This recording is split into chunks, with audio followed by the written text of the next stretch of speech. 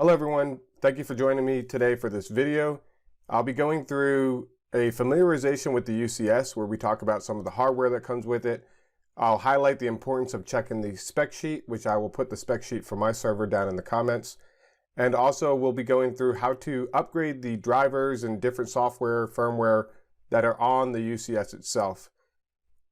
Before doing the upgrade to the software though, we're going to talk about how to configure CIMC, which is the management interface for the UCS. It's very similar to Integrated Lights Out if you're familiar with HP servers. Integrated Lights Out I think is also known as ILO. So should be a pretty interesting video and I'll go ahead and jump into it now, but if you're new here, don't forget to subscribe and like and comment on the video to let me know if there's any other things that you would like to know about the UCS. Thank you.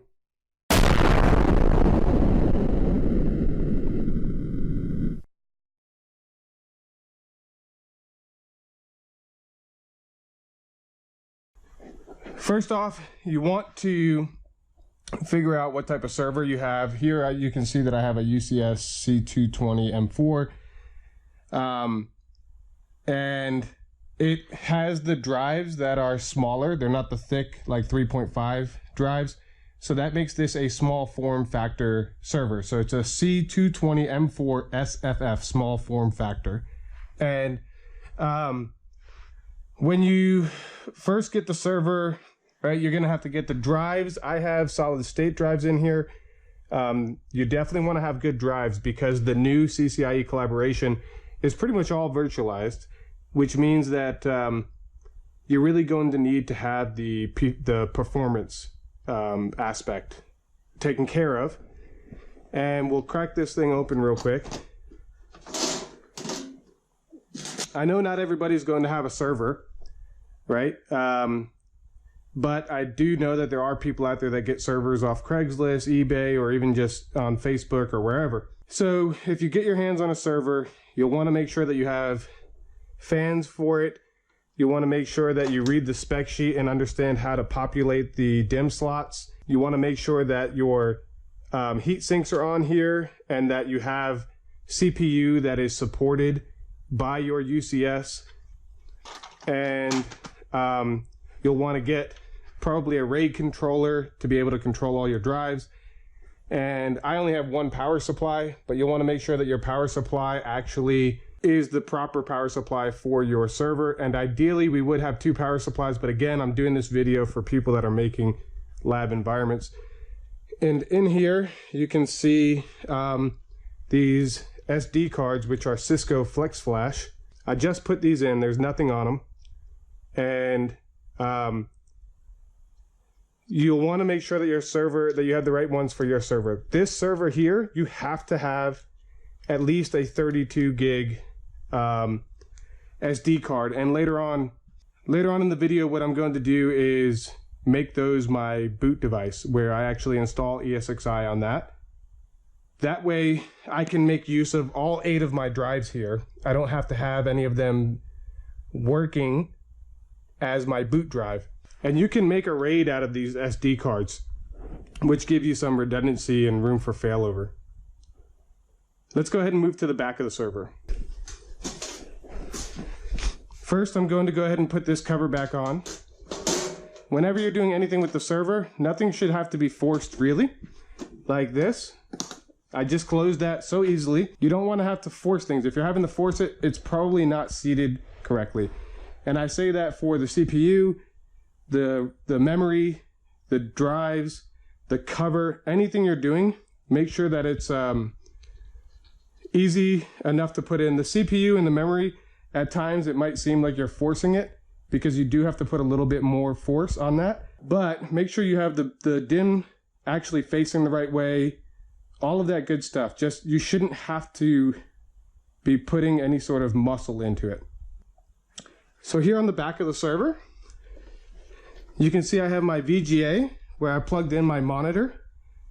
I've plugged in my keyboard here because when I first fire this up, I'm going to need that in order to see what my IP address is on CIMC, if that's already enabled. And you can see here there's a NIC with an M on it. That's the management interface. And then these other ones have a 1 and a 2. Those are my network interfaces. And up here I have a riser card, which is PCIe 1.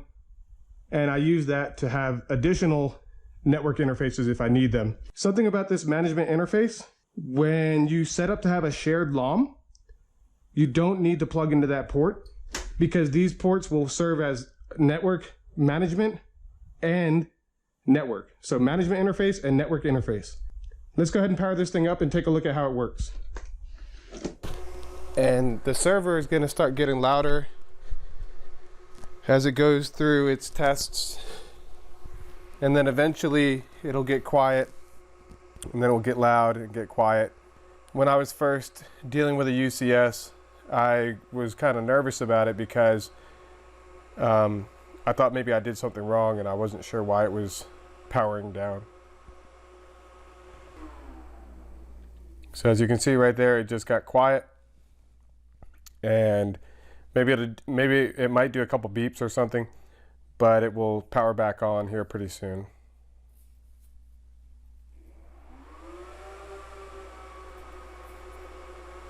And then we should start seeing some things popping up on the screen here too.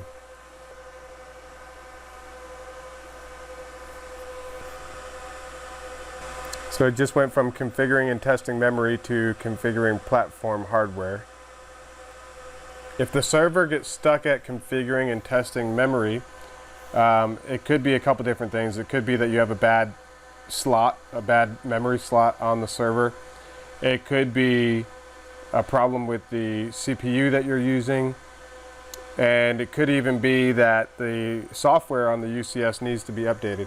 So right here, we're going to go and hit F8 to get into the Cisco IMC configuration.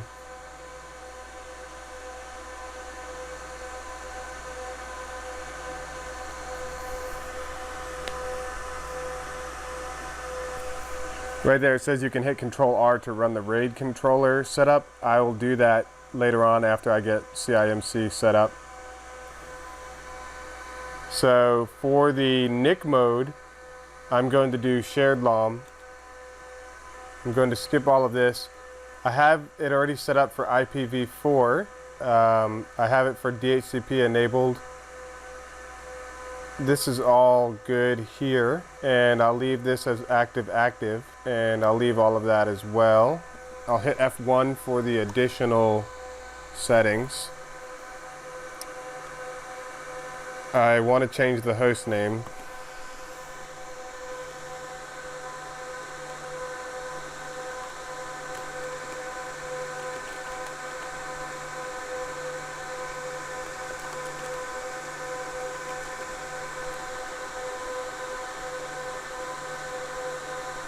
I'll leave the dynamic DNS the way it is.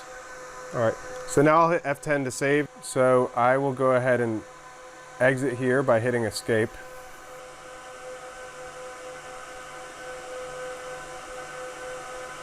So right now it's going to try to boot, but I've not yet installed ESXi on the server, so it's not going to have a boot device, and we'll see what that looks like.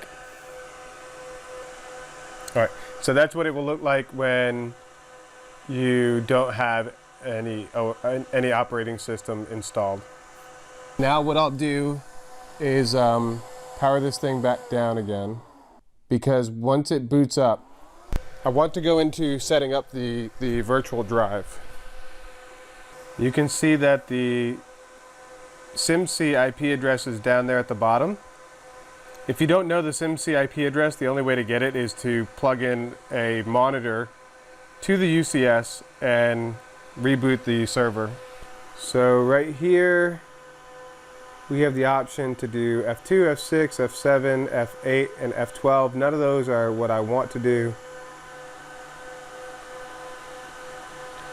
Here go my actual physical drives, and I want to do Control R to get into how to set up a RAID here. So I'm going to move up to this part here where it says the Cisco 12 gig SAS modular RAID, and I will hit F2, and then it says you can clear the configuration or do whatever. I want to create a virtual drive, so I'll hit enter. And I'm going to do a RAID 50.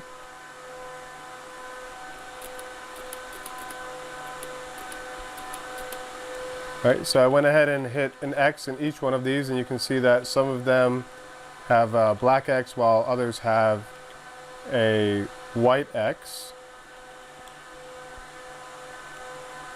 That just is letting us know that we're going to do a 4-to-4 mirror. So we'll select advanced and see what that's about. So I'm going to leave everything untouched really. I will do an initialize, and that's going to destroy any data that's on the virtual drive. I'm okay with that.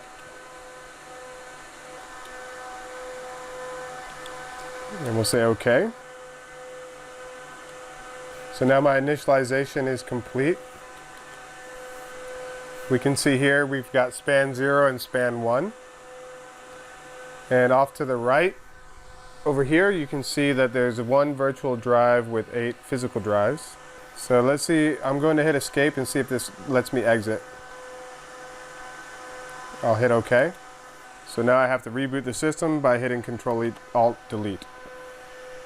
And now the system's going to boot all the way up, and what will happen is it will again reach a point where it says that there is no software installed, and that's because again we've not yet installed ESXi. So I'll leave this be, and we'll start working on standing up the UCS by using the CIMC web interface.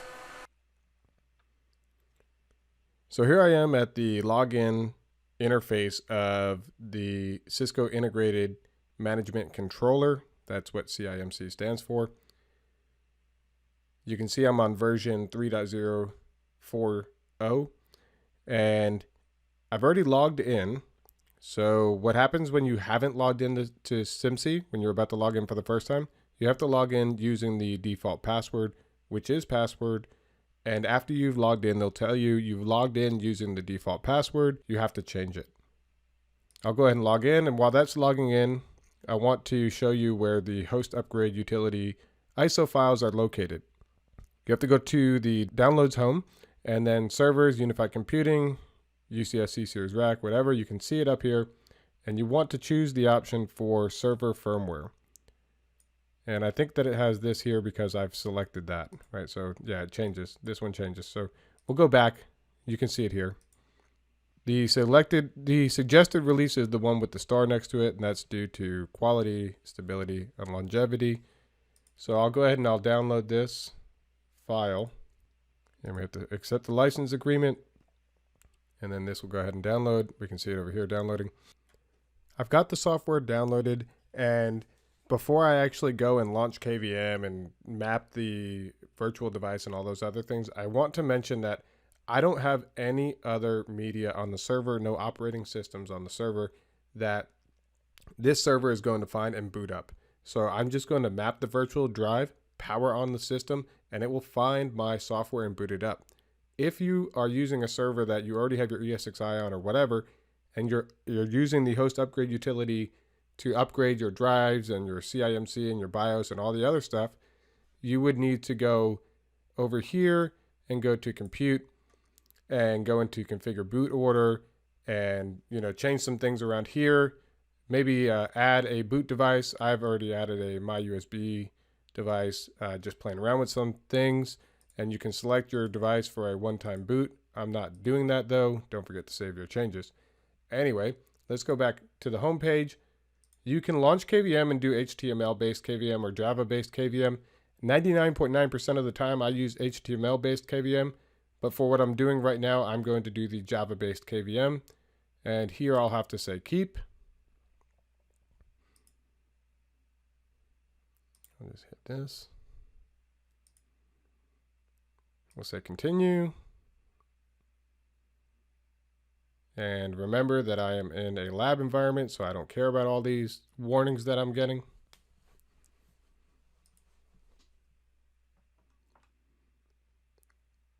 So what we'll do is go to Virtual Media, Activate Virtual Devices.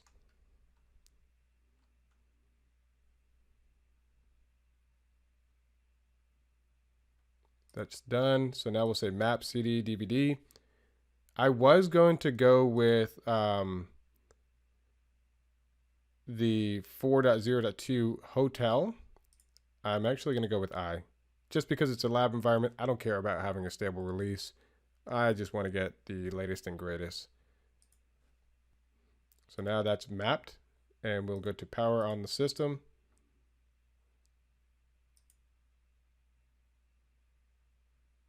We've seen the system power on X number of times. So what I'll do is I'll increase the playback speed and get us to the point where something interesting actually comes up. There's going to be a number of times where we are sitting and waiting for a long duration. So in those periods of time, I'll also increase the playback speed and get us to a point where there may be something to say or something to note.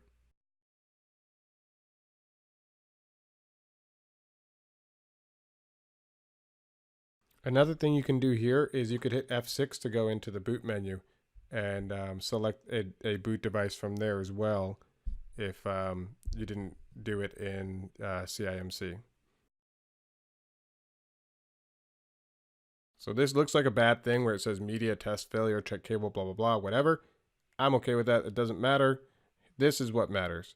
It found my Host Upgrade Utility, and this line right here, the one that talks about Peter Anvin and the copyright and everything, that lets me know that it's the Host Upgrade Utility. So now it's about to move on to having Tux, the Linux Penguin, here in a minute. That part's not too long, but I'm still going to increase the playback to get us to the next point. Now this part takes a really long time, but I do want to talk about it. We've got this little ring here that's spinning pretty quickly.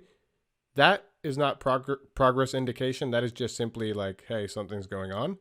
The smaller circle on the inside that's moving slower and becoming a circle with time, that is our progress indication for this particular part of the process. But there's still plenty to go. That's not how far along we are in the upgrade process. There is a point that's going to come where we have to select what we want to upgrade. So this isn't just set it and forget it. We have to sit and wait for the prompts that, say, hey, these are the current firmware options that you have running on these different components. These are what we could upgrade it to, and then you go in and you select which ones you want, or you can say, I want to upgrade them all, which I upgrade them all.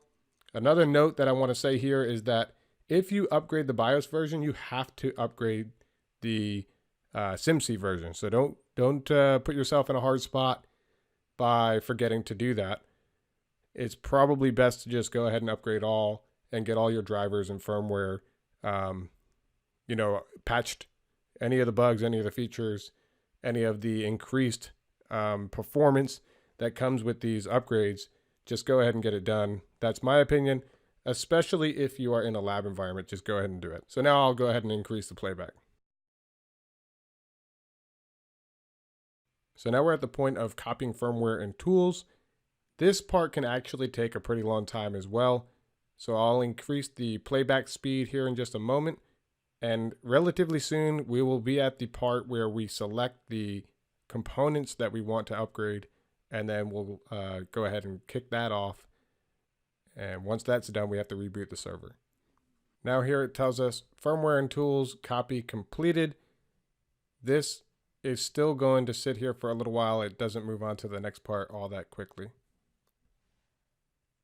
All right, so now we're moving on to the next part where it's actually discovering devices. And by that, it really means like looking up BIOS and CIMC and all the different components that are available for, that are possibly available for upgrades.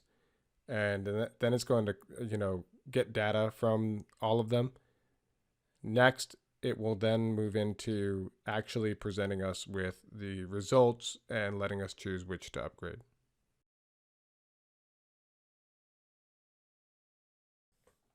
All right, we have to do the software license agreement. I agree.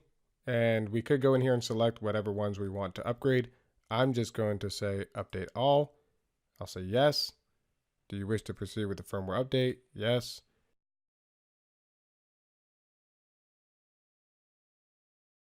So now we've reached the point where everything is done, and you can even see down here in the execution logs where it's actually marking where it was started and what was done. You can also look up here and see pass, skipped, pass. This one was skipped because it was the same version of software. So now I'll hit exit, and it says, do you wish to exit information? CIMC firmware update was done. CIMC will be activated on exit. So we'll say yes. All right, so now it's saying no signal, which leads me to believe that the system went down once I hit yes. We should see it start to boot up here again in just a moment. Hey, what do you know? We've got our upgraded version. And it actually looks like it comes with an option to modify the language here on the splash screen.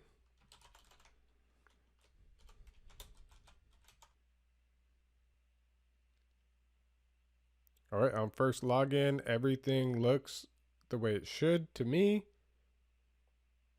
Let's take a look at the host power. It is powered off right now, which is where I want it.